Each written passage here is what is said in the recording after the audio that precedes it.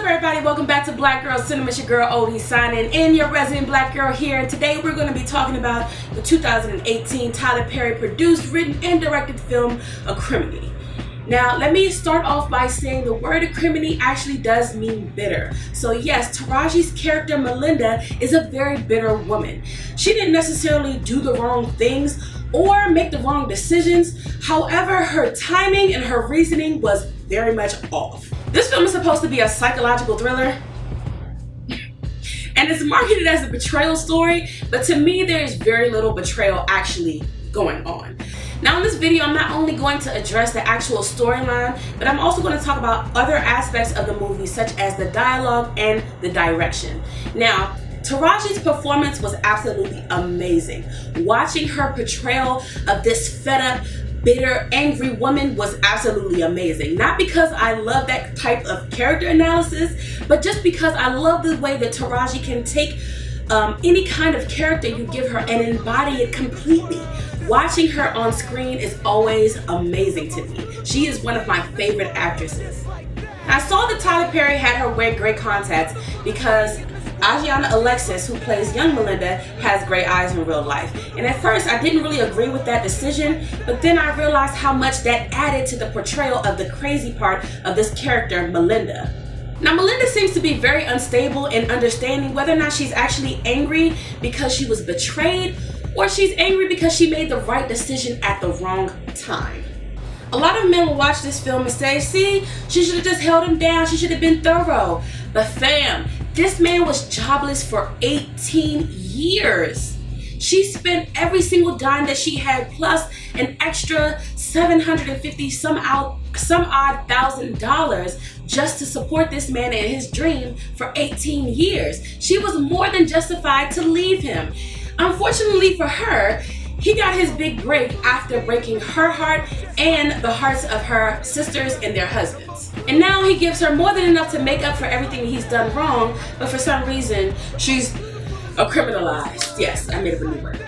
So she goes to cut out her family and they let her. Meanwhile, she has not faced the facts that she made the decisions that are the causes of her anger. She falls in love with the boy when she's most in pain. And let me tell you something, ladies. Men can read depression. Men can read low self-esteem. They can tell when they can take advantage of you way more easily than we can realize that we're giving up those kind of vibes. That is what we call the man's intuition. We may be able to see whether or not we're getting cheated on, and they can tell when they can take advantage of you. So in her pain and in her grieving, she allows herself to be taken advantage of and manipulated, knowing that that was what he was doing. And she's giving all this care and love to somebody, giving gifts, and he repays her by doing what? Cheating with her. She gets absolutely nothing out of the relationship and the marriage to this man, and she knew that she was being taken advantage of, but for some reason she decides to stay. She stopped being happy a long time ago, yet she continued to be in this relationship unfulfilled. Ladies, we need to know when it's time to get out. Eventually, when he turned around to be happy, she's coming after him like he owes her something. Like, did I miss something? Melinda was so bold at times, making decisions and on her own and just saying screw everybody. Whereas there were other times where she was extremely passive and she let her sisters and her husband make decisions for her. It made me wonder, is it Uchiwali? Is it one Mike? Make up your mind, Melinda. Now don't get me wrong, her ex-husband was a lazy, shiftless, trifling Negro throughout the entire film. I actually thought he was the one that had a mental disorder or some kind of anger issue, but the whole time the dude was just lazy. Here I was waiting for more of the story to find out what made her go crazy, but there really was no more story. Sure, he manipulated her in the beginning, but he would have made good on each and every one of those promises that he gave her had she just waited 24 hours, literally. He even tried to make up for everything that he did by giving her 8 times as much as he stole from her in the first place, but she's still bitter, and supposedly for good reason. I don't know, man. For me, this is going to be like one of those things that men use to give some type of validation to their black women aren't thorough enough and they need to suffer more argument. And speaking of mental disorder, it was so glossed over in the film, it didn't actually seem like it was a real problem. Like, sis, if your crazy has only popped off once, which we actually saw in the movie, why is everyone so afraid of you and afraid of you going criminalized? Yes, I made up a word. Because of that one time, did she actually have borderline personality disorder, or was she just a petty person who was unable to process her anger and her bitterness? No.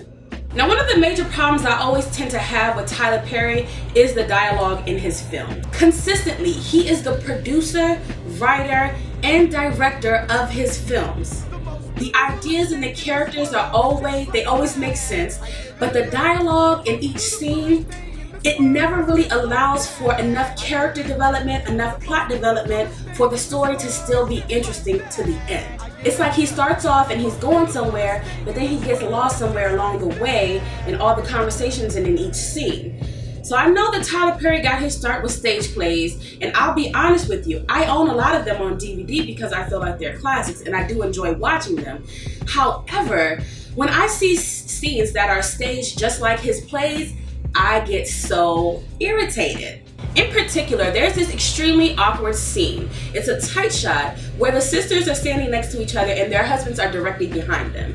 Now, as they're talking and they're going off, it made the husbands look like they were subservient to their wives and they were afraid because they were angry and barking. And this is like a common trope of black women in Tyler Perry's films and in his movies. For me, I couldn't really interpret this scene positively. It looked like a stage play and it was horrible on the big screen. And so many shots are set up like this in his films, but it just seems like he's recording a stage play rather than he's making a film for the big theater. Now, I have a great deal of respect for Tyler Perry and I think he has a very brilliant mind. However, I just wish that at times he would bring someone else in to direct once in a while. Maybe try a year where he doesn't direct. Or maybe if he could consult with someone about dialogue polish. It's like if you see his portrayal of Medea in his in theater movies, I don't believe that his lines are scripted. He may have some guide words or signal phrases, but for the most part, I think they just yell action and he gets on set and he just goes with the flow until he gets the point of the scene or the conversation across. Those of you who have seen Boo, a Medea Halloween, you've seen the scene with him and Cassie Davis that are sitting on the porch.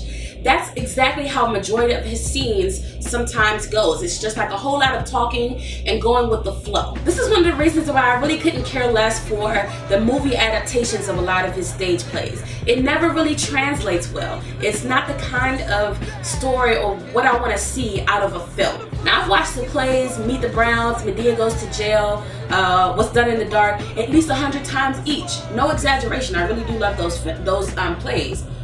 However, I couldn't even finish Meet the Browns, the movie, because it was so far away from what I loved about the storyline as a play. It didn't translate well for me. Now, this film currently has a 24% on Rotten Tomatoes, and to be honest, I cannot disagree with it. This film was a big no for me. I love Taraji and I went to support her. I have a great deal of respect for Tyler Perry, regardless if I don't agree with everything that he does on stage, everything he does in his films. But the overall message, the lack of true character and plot development, and the direction makes this a black movie I would go to support for support's sake, but it's not necessarily something that I'm gonna watch again. Or maybe a third time, I should say. So those are pretty much my thoughts on Tyler Perry's Acrimony. If you've seen it, I would love to hear what you guys think. Please come down in the comment section and let me know what you thought of this review of the movie, Tyler Perry, whatever have you. Don't forget to follow me on Twitter. Don't forget to follow me.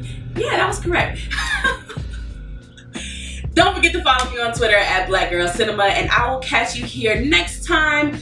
Right here, same place, different time, because y'all know I don't stay consistent on this channel. Right here on Blackgirlcinema. See you later.